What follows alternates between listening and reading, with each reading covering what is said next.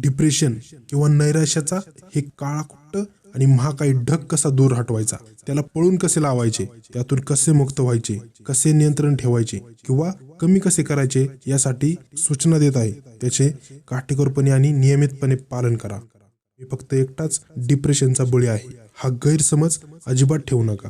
सर्वच लोक त्यांच्या आयुष्यात एकदा तरी याला बळी पडतात। सूर्यप्रकाशात आपला जास्तीत जास्त वेळ घालवा, जेणेकरून शरीराचे चक्र सुरळीत राहते आणि व्हिटॅमिन डी चे प्रमाण देखील वाढते। माझी प्राणशक्ती आणि आध्यात्मिक शक्ती नैराश्यापेक्षा अधिक शक्तिशाली आहे हे तुमच्या स्वतःला पुन्हा पुन्हा सांगत राहा।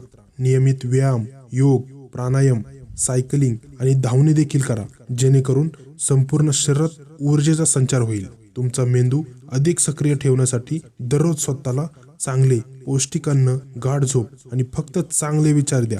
उत्साही, ऊर्जावान, आत्मविश्वासू, सकारात्मक आणि धैर्यवान लोकांसोबत आपला अधिक वेळ घालवा।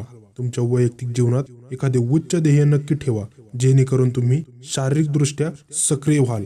लोकांशी दररोज कोणत्या ना कोणत्या विषयावर गप्पा मारा आणि त्यांच्यासोबत थोडा वेळ घालवा। रडू आणणारी आणि दुःखी करणारी गाणी, कथा, किस्से, कविता आणि गझल ऐकणे थांबवा। मनात आत्महत्येचा विचार येत असेल तर तो बोलून दाखवा, अजिबात गप्प बसू नका। जर हे तुम्हाला आवडलं असेल, चला नैराश्य कमी करण्यासाठी किंवा त्यातून सुटण्यासाठी इतरांना मदत करूया।